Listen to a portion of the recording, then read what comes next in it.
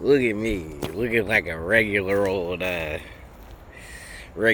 pioneer, frontier, journeyman, going off into the far distance to discover untold and unknown realities and possibilities to bring said information back to my humble abode here. And I could talk like that for the rest of the video, but I'm gonna switch it back. Although you might find it come back out just a couple of times, because, you know, that's deep in my heart to be somebody always on an adventure. I love the floppy brim hat, too. Yeah. Well, why are we talking about prospecting and frontiers and journeying today? Well, today, finally, after almost a month and a half of secrecy, I am able to announce to the world that I am Raleigh's inaugural poet laureate. And that comes with a lot of cool stuff, honestly. Like, it gets announced today too. Like, that's why it's been a secret, is like it's being announced by the mayor, and it's like starting the whole thing. Like, it's gonna be a council meeting, like special recognition kind of thing go on. So like it's you know, pomp and circumstance. I'm here for it. Sometimes I'm like, just give me the gig, give me the support, and let me get to work. But, you know, we got to show it off. We got to make it a big deal, and I'm okay with that. So that's happening today, later, at the first council meeting, coming back. And, yeah, there's so many things to talk about. I think what really sticks out a lot about this is, like, what does it really mean to be the first? You know, like when you are the inaugural, when you are the first to do it. I am truly a pioneer for this position. Since I got the gig, like back in June, I have been told, like, you know, you are also, not only are you holding the position, but you're also creating the position. Which means that, like, my actions, my decisions, my ideas and dreams become a standard, not only for me, but for everybody else who comes after who holds this position. And I think that that's, like, super powerful and unique and terrifying in a way, because, like, it's a lot of pressure. Like, hey, we're gonna, like, whatever you do, like, it's gonna kind of be what we all, in a way, consider, like, the norm to do. And I want it to be something that, like, also isn't so rigid that, like, if you don't do this, then you're failing at the position. But I also want to be able to, like, incorporate certain things into this role so that, like, it really bolsters not only the individual who will have the role, but also the community in itself. Because, you know, there's a difference between, like, being on a platform and building the platform, and that's what I'm doing. I am taking a metaphorical journey into uncharted and uncharted territory and uncertainty, in order to lay a path for those who are going to follow and who will do a better job than me. And better is subjective, but I say that because, like, they're going to have something to work off of. Whereas, like, I will be working off of, like, examples set by other poet laureates and other people, but I will also be crafting it for our city in its own way. And honestly, I think that they chose the right person. If I could be honest. Why do I think they chose the right person? I think that I have, not only do I have a lot of experience with poetry, event facilitation, operations, project management, especially when it comes to arts and culture, but I think it's really the mindset that I have. I really moved with a mentality of being the test dummy, being the guinea pig, being the first to do it. And that's like not an easy task to be. Like, a lot of people want to do the things, but a lot of times people don't want to be the first to do something. Like, it is, and there's just an inherent level of pressure, and fear that comes with being the first, because like there's going to be so many eyes on me. So like whenever I mess up or whenever I fall short, like it will be known and apparent because I'm the first to do it. Whenever I do something really good, like that will also be known and apparent. So people will like attach that meaning to that. But knowing that like I want to make this position good for all the others has been like my MO since the jump. Because like, truth be told, I've got my own, like, I've been doing this for almost 10 years. Like, I don't need a platform to be presented to the masses. I don't need to have a title to affirm that I am a poet of caliber and all these other things. So the title is secondary to what the position represents, and it represents support that I can distribute not only to myself but to poetry communities within the city of Raleigh. And as somebody who has been actively involved in many poetry communities around not only Raleigh but the Triangle, and low-key the greater part of the country, and maybe even the world if you count like my random poetry interview in Kusatsu Onsen in Japan, but we'll digress from that.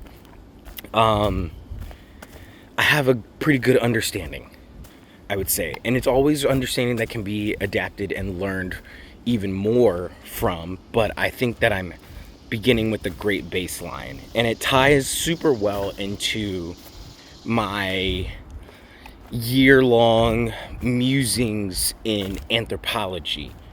And what I've learned from that is like, because of it being a field and discipline that incorporates science and art, research as well as intuition, and what it really means to be like an anthropologist is like being a witness, a participant, and an observer.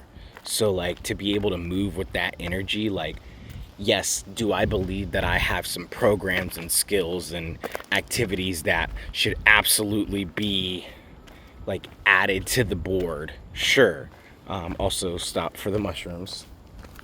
Gosh, those just look so really cool, don't they? I have all these things, and I am also really interested in listening and hearing what these communities have already, what they want, what they need, and then building a solution with them, as opposed to assuming that I have all the information and I'm gonna know what they need. Like, yes, could I figure some of that stuff out by reading about it and having data? Also, turtle break.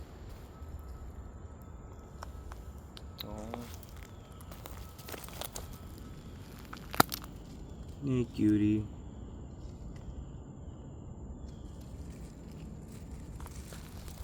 Why did the turtle cross the road?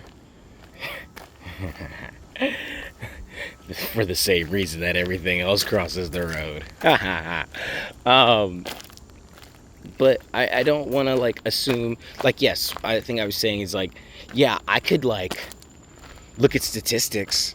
I could look at like what other cities and counties and places say are the top 10 things that like the arts community needs, or I could go to my own arts community and ask them like, what is it that you need? What is it that you want? I feel like that's a better approach, and maybe a more like bottoms up informal approach to what is going to be a very formal position. It's super exciting, really. Like, I know a couple years ago, like, I was asking questions to the city staff of like, hey, like, why don't we have a poet laureate? Because, like, I see that other cities, some that are like even half the size of Raleigh, have like their own poet laureates, but we as the capital city of North Carolina don't have like this position yet. Are we falling short of the support and care that we need for arts community? And this came at a time when, like, some background information about me is like I was on a Wake County Cultural Arts Task Force when they were working with a consultation company to create a master plan for a strategic development plan for the creation of arts districts within Wake County, not just the city of Raleigh, but the entire county, the 12 municipalities. And something that I found fascinating was like I was one of two, it might have been like 15 people on the panel. I was one of two working artists. Everybody else was either held a municipal position, a longtime advocate or supporter of the arts, maybe like a part-time artist or like a hobbyist, or they were like arts administrators. So like I was one of two people who was like, well, I actually like live this. And I recognize, like, in a way sometimes how we can hold different perspectives on what art needs depending on the position that we occupy. So from a top-down point of view, or somebody who works in administration or municipalities, like, they may see what we think art needs because they're looking at it from the view to here. They're saying like, well, we looked over here and they have this, and we looked over here and they have this, so we should do something similar to this here. When sometimes when you're the person who's built yourself up, like, you're looking and you're saying, I see that over there, I see that over there. In order to get something like this, I will need this. And sometimes that disconnect is just evident and natural. And it's natural and evident because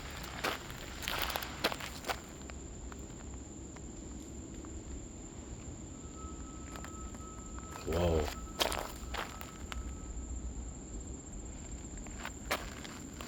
A tree just fell, I think.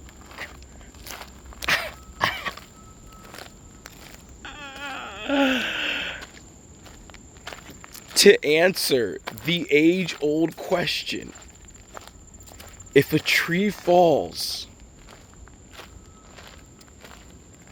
it does make a sound.